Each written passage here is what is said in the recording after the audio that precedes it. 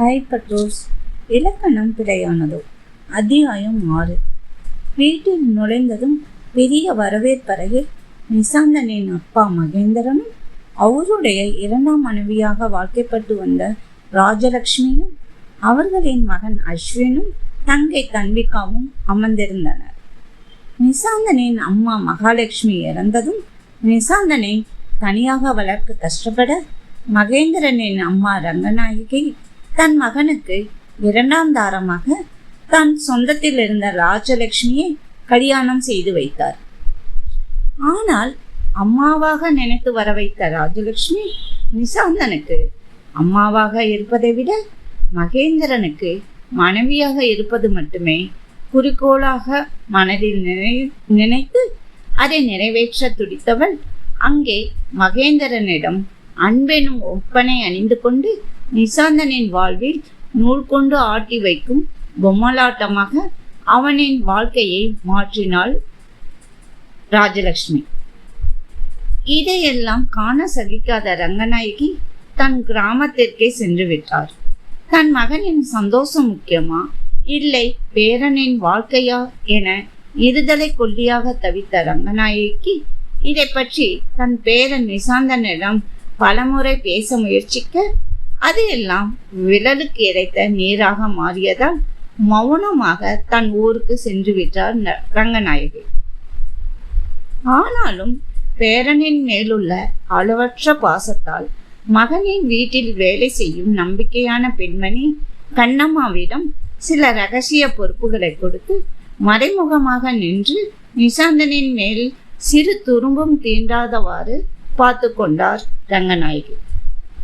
ஆனால் அவர் நினைத்து நடத்திய பேரனின் வாழ்க்கை சிக்கலாக போக தானும் ஒரு காரணமாக இருப்போம் என்று அப்பெண்மணி அறியவில்லை. அறிந்தபோது எல்லாமே கைமீறி போயிருந்தது. ராஜலட்சுமி குடும்பமாக நுழையும் நிசாந்தனையும் அவனுடைய கையில் செல்லமாக தூக்கி வைத்திருந்த ஆதினியும் அவன் பின்னால் வரும் சுகாசினியும் கண்டு அதிர்ந்தாலும் அதை வெளியே காட்டாமல் மறைக்க ரொம்ப சிரமப்பட்டு சற்றென்று மகேந்திரனிடம் திரும்பி, ஏங்க அங்க பாருங்க யார் வராங்கன்னு என்று எழுந்து தன் முகத்தில் மகிழ்ச்சி ரேகையை அணிந்தபடி வாடா தங்கம் என்று மகனை அழைத்தபடி நிசாந்தனை நோக்கி சென்றவள் அவள் பின்னால் வந்து கொண்டிருந்த சுகாசினியை கண்டு சிறு முறைப்பை அழித்துவிட்டு, வாமா சுகாசினி, நல்லா இருக்கியா என்று தேன்வடியும் சொற்களை கூறி புன்னகை முகத்துடன் வரவேற்றாள் ராஜலட்சுமி. அவள் பின்னே எழுந்து வந்த மகேந்திரன் மகனை பார்த்ததும் தன் ஆரவார குரலில், நிசாந்த், எப்ப வெளிநாட்டிலிருந்து வந்தடா? போன் பண்ணினால் எடுக்கல, கம்பெனிக்கு போன் பண்ணினால் இன்னும் சார் வரலைன்னு தானே சொன்னாங்க. சுகாசினி எப்படி உன் கூட வரா? ஊருக்கு போய் கூட்டிட்டு வந்தியா என்று கேட்டவர் மகனின் கையில் இருக்கும் தன் பேத்தியை கண்டு ஆர்வமாக தூக்க முயன்றார் மகேந்திரன். மகேந்திரன் குரலுக்கே பயந்த ஆதினி அவர் தூக்க வருவதைக் கண்டு தன் அப்பாவின் கழுத்தை கட்டி கொண்டு சினுங்க அவளை தோளில் தட்டி கொடுத்தபடி, நான் காலையிலேயே வந்துவிட்டேன்பா, கொஞ்சம் வெளிய வேலை, அதை முடித்துவிட்டு அப்படியே சுகாசினியை கூட்டிட்டு வந்துட்டேன் என்று பதிலளித்தவன் ராஜலட்சுமியிடம் திரும்பி, எனக்கு ரொம்ப டயர்டாக இருக்கு சித்தி, அப்புறம் பேசலாமே என்றவன் அதுவரை பின்னால் முகசுளிப்புடன் நின்றிருந்த சுகாசினியை முன்னால் இழுத்தவன் மாடியில் இருக்கும் தன் அறையை நோக்கி நடக்க நிசாந்தனின் இழுப்பிற்கு சென்றாலும் சுகாசினிக்கின் கைகள் அவனின் இறுகிய பிடிப்பின் அழுத்தத்தில் சிவந்து போனது.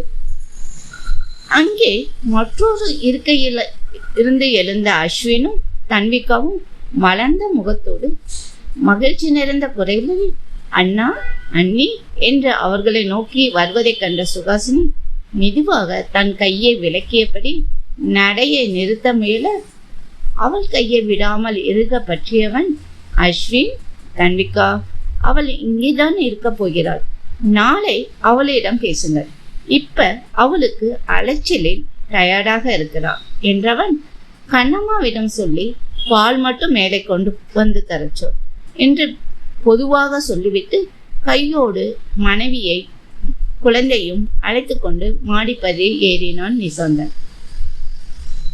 மகன் மனைவியோடு பேத்தியோடும் வந்ததைக் கண்ட மகிழ்ந்த மகேந்திரன் ராஜலட்சுமியை பார்த்தவர், இப்பதான் வீடே நிறைஞ்சிருக்கு. ஆதினி குட்டியை பார்த்தால் அப்படியே மகாலட்சுமி மாதிரி முகம் என்று சொல்லி சிலாகித்தார். கணவனின் பேச்சில் உள்ளூரை மனம் கொந்தளித்தாலும் வெளியே ஆமாங்க அப்படியே அக்கா ஜாடைதான் என்றவள். ஆனா பாருங்க, இருவனின் முகமும் சரியில்லை. நிசாந்த் கூட நின்று பேசாமல் போய்விட்டான். என்னதான் இருந்தாலும் நான் அவனுடைய சித்தி தானே என்று சொல்ல மகேந்திரன் இதற்கு பதிலளிக்காமல் நிற்கவும் அஸ்வினோ, அம்மா இது ஓல்டு சினிமா டைலாக், இன்னும் இதே மாதிரி குறை சொல்லி எத்தனை ரீல் ஓட்ட போறீங்க? பழைய கால சினிமா வில்லி காலத்தை கழிக்க போறீங்களா என்று சலித்தபடி கூறியவன் தன் அறைக்கு சென்று விட்டான். தன்விகா இதையெல்லாம் கண்டு கொள்ளாமல் செல்போனை நோண்டியபடி சென்றுவிட மகேந்திரனும் தன் இளைய மகனின் பேச்சில் சிரித்தபடி வீட்டில் இருக்கும் ஆபீஸ் அறைக்குள் சென்று விட்டார். தனித்து நின்ற ராஜலட்சுமி எல்லாரும் ஒரே குட்டையில் உரைய மாட்டேகள் என்று முன்முணித்துவிட்டு, கண்ணம்மா கண்ணம்மா, மேலே நிசாந்தனுக்கும் அவன் பொண்டாட்டிக்கும் பாலை எடுத்துக்கொண்டு கொடு என அதிகாரமாக சொல்லிவிட்டு சோபாவில் அமர்ந்து ராஜலட்சுமியின் மனமும் கொதிக்கலனமாக கொதித்தது. தன் அறைக்கு வந்ததும் நிசாந்தன் குழந்தையை மெத்தையில் படுக்க வைக்க சுகாசினியோ அச்சோ இங்க கொடுங்க பாப்புவை என்று வேகமாக வாங்கியவளை ஏன் என தெரியாமல் முழித்தவன் ஆதினியுடன் அங்கே இருந்த சோபாவில் அமர்ந்து குழந்தையின் டைப்பரை கழட்டியவன் பாத்ரூமுக்கு ஆதினியை தூக்கிச் சென்று அங்கே பைப்பில் வரும் மிதமான சூடுத்த நீரில் குளிப்பாட்ட ஆதினியோ சுகமாக குளித்து தன் அம்மாவின் மேல் தண்ணீரை வாரி இறக்க சுகாசினி மகளின் குறும்பில் நனைந்தவள், ஆதி கம்முன்னு இருக்க மாட்டியா என்று செல்லமாக குஞ்சியபடி குளிக்க வைத்தவள் கபோர்டில் இருக்கும் துண்டை எடுத்து துடைத்துவிட்டு வெளியே கூட்டி வருவதைக் கண்டு இதற்கு தான் அவள் அவ்வளவு அவசரமாக அவனிடமிருந்து குழந்தையை வாங்கினாள் போல் என்று நினைத்தவன் அவர்கள் அமர்ந்திருந்த இடத்தை நோக்கி நகர்ந்தான். அவன் எங்கேதான் மனைவியை கவனித்து இருக்கிறான்? அவள் இருக்கும்போது என்ன செய்கிறாள், ஏது செய்கிறாள் என கவனிக்காமல் ஓடியவனுக்கு தன் வாழ்க்கை கேள்விக்குறியாக மாறும் முன் தப்பித்து கூட்டி வந்திருக்கிறான். இன்றுதான் அதற்கான நேரம் கிடைத்தது போல இருவரையும் பார்த்து கொண்டிருக்க மனதிற்குள் ஒரு இதம் பரவியது நிசாந்தனுக்கு. தன் மனைவியோ ஆதினிக்கும் வேறு இலகுவான உடையை உடுத்தியபடி தன் குழந்தையிடம் எதையோ பேசியபடி கொஞ்சு கொண்டிருக்க அவர்களின் உலகத்தில் ஆழ்ந்து போயின. அவன் இருப்பதை ஒரு பொருட்டாக நினைக்காமல் சுகாசினி தன் மகளோடு கொஞ்சுவதைக் கண்டு மனம் சுருங்கினான் நிசாந்தன். இங்கு இவர்களுக்கு இடையே தனக்கு நுழைய அனுமதி மறுக்கப்பட்ட மாதிரி சூழல் உருவான பிம்பத்தைக் கண்டு அதை உடைத்தே ஆக வேண்டும் என்ற எண்ணம் பேரலையாக பொங்கி பெருகியது நிசாந்தனுக்கு. பஞ்சு மிட்டாயை பார்த்ததும் ஆசைப்பட்டு கிடைக்காமல் போன சிறு மழலையாக மனம் சுருங்கியவன், சுகாசினி ஆதினியை கொடுத்துவிட்டு நீ போய் குளித்து விட்டு வா என்று குரலில் அழுத்தத்தை கூட்டியவன் ஆதினியை தன் கையில் தூக்கி கொண்டான்.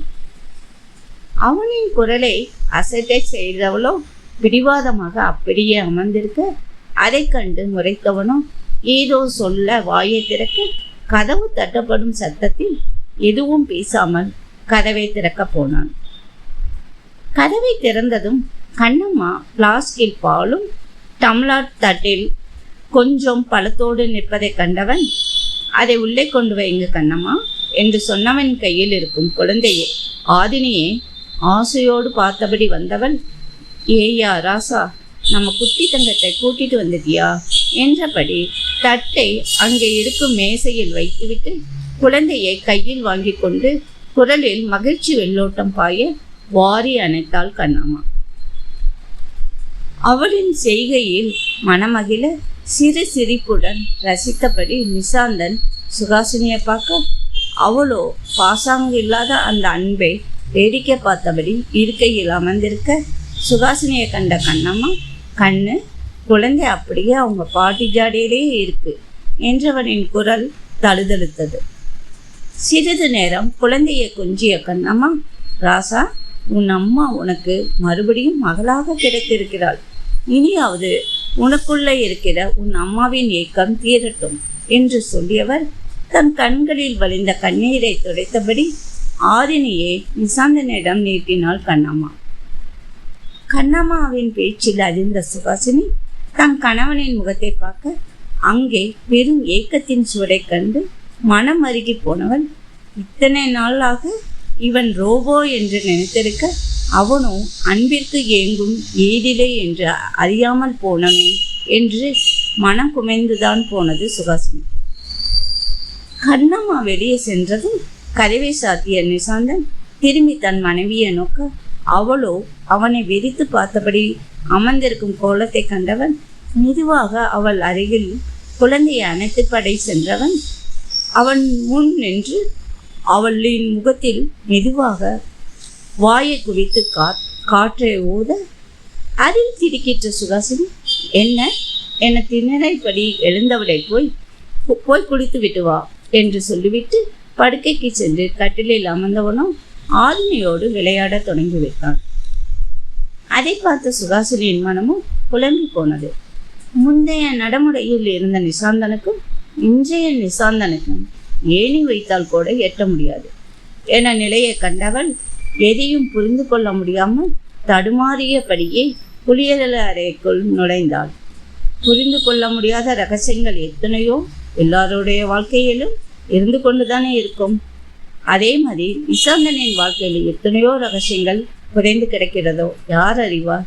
அதை அறிந்து கொள்ளும் போது சுகாசினியின் மனம் எவ்விதமும் அவன் மீது அன்பை செலுத்தும் என்பதை பார்க்கலாம். மனைவியின் பார்வை மாற்றத்தை கண்டு அவள் எதையோ யோசிக்கிறாள் என்ன உணர்ந்தவன் அதை அசட்டையாக நினைத்து அவளுக்கு உண்மையிடையே தன் மேல் அன்பிருந்தால் இப்படி வாழ்க்கையே வேண்டாம் என்று போயிருப்பாளா என்று அடிமனதின் ஆழத்தின் வழியை உணர்ந்தவன் சிறிது நேரம் எந்த சிந்தனையும் இன்றி அமர்ந்திருந்தான் நிசாந்த்.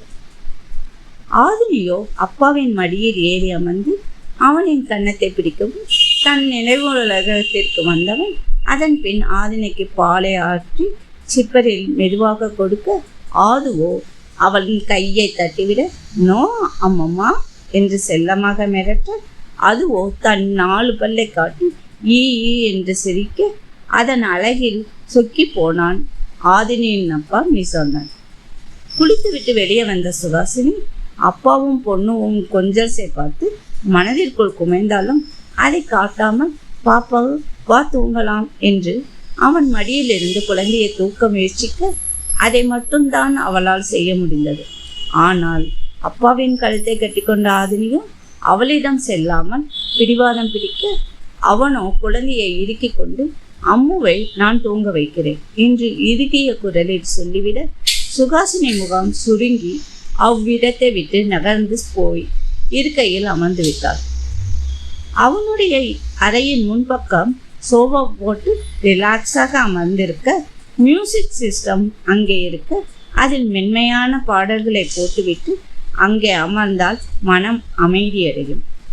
அவன் இல்லாத நேரங்களில் அவளுக்கு உறுதுணையாகவும் மனத்தை அலையப்பாயாமல் கொதிப்பதை உள்ளத்தில் கண்டதை யோசிக்காமல் இருக்கவும் அவ்விடம் அவளுக்கு கல்யாணம் ஆன புதுசில் ரொம்பவும் உதவியது. தனிமையில் அவளுக்கு என் துணையாகவும் இருந்தது. இப்ப கணவனும் மகளும் இருக்கும்போதும் கூட அந்த இடம்தான் அவளுக்கு துணையானதை நினைத்து மனம் வெதும்பியவள் இளையராஜாவின் மெலோடி சாங்ஸை போட்டுவிட்டு அப்படியே இருக்கையில் சாய்ந்தாள். காரில் உறங்கியதால் இப்ப அவளுக்கு உறக்கமும் வராமல் இருக்க பாட்டை கேட்டபடி சாய்ந்திருந்தவர்களுக்கு தன்னுடைய தனிமை அவளுக்குள் பேயாட்டம் ஆடியது. ஆனாலும் அதை தவிர்க்க இனி இங்கே இருக்க வேண்டிய சூழலில் என்ன செய்யலாம் என்ற யோசனை அவளுள் ஓடியது. என்னதான் விவாகரத்துக்கு இன்னும் 1 வருடம் காத்திருக்க வேண்டும் என்றாலும் அவளுக்கென்று ஒரு வருமானம் அவசியம் வேண்டும். இனி இவனுடைய பணத்தில் வாழக்கூடாது என்றோ எடுத்த முடிவை அவனுக்கு தெரியாமல் இருந்ததை இனி தெளிவுபடுத்திவிட்டு வேலை தேட வேண்டும். ஆனால் இத்தனை நாள் கிராமத்தில் இருந்ததால் அதற்கான அவசியமில்லை. ஆனால் இப்போதுக்கு வேலைக்கு போய்தான் ஆக வேண்டும். ஏனென்றால் இந்த சிறைக்குள் இருந்தால் தனக்கு பைத்தியமே பிடித்துவிடும் என்று எண்ணியவள் அதற்கான வழியை தேடணும் என நினைத்தவளுக்கு உள்ளே உறுத்தியது. தன்னை பற்றிய சிந்தனையில் அமர்ந்திருந்தவள் யாரோ தன்னை உற்று பார்க்கும் உணர்வில் திடுக்கிட்டு திரும்பி பார்க்க அங்கே நிசாந்தன் அவளையே பார்த்தபடி நின்றிருந்தான். அவனை கண்டவள் வேகமாக எழும்போது தடுமாற அவளோ கை நீட்டி அவளை நிலைநிறுத்தியவன் அவள் எதிரில் அமர்ந்து அவளையும் அமருமாறு செய்கை செய்தான். தன் கையை பிடிக்க வரும்போதே தடுமாற்றம் நின்றாலும் அவன் எதிரே இருக்கையில் தானோ அமர நிசாந்தன் தன் ஒற்றை புருவத்தை உயர்த்தி, வெல், இப்ப பேசலாம். இத்தனை நாள் இங்கே என்ன நடந்தது? நீ ஏன் இந்த முடிவை எடுத்தாய் என்று எல்லாம் கேட்கப் போவதில்லை. அதை நானே எப்படி தெரிந்து கொள்ளணுமோ தெரிந்து கொள்கிறேன். ஆனால் இனி உனக்கான முடிவை நீ எடுக்க நான் விடப்போவதில்லை. அதனால் நீ எந்த குப்பையாவது மனதில் யோசித்து பால்வாடியில் பிள்ளையை விடப் போகிறேன், அப்படியே ஸ்கூல் டீச்சராக போகிறேன் என்று எதையாவது கற்பனை பண்ணியிருந்தால் இப்பவே அதை மனதிலிருந்து அழித்துவிட்டு என் மனைவியாக, என் குழந்தைக்கு அம்மாவாக, இந்த வீட்டு மருமகளாக என்ன செய்யணுமோ அது செய்தால் போதும் என கட்டளையாக கூறுவதைப் போல கூறியதை கேட்ட சுகாசினிக்கு சிரிப்பு வர வாய்விட்டு சிரிக்க ஆரம்பித்தாள். ரொம்ப நாளைக்கு அப்புறம் அவளின் சிரிப்பை கண்ணவனுக்கு மனம் இதமாக இருந்தாலும் அந்த சிரிப்பில் ஏளனம் கலந்திருக்க அது எதனால் என்பதை உணர்ந்தவனுக்கு மனமோ இத்தனை நாட்கள் அவளை கண்டு கொள்ளாமல் இருந்ததற்கான நிலை என்பதை உணர்ந்தான் நிசாந்தன். மீண்டும் நாளை அடுத்த பாகத்தை காணலாம். நன்றி, வணக்கம்.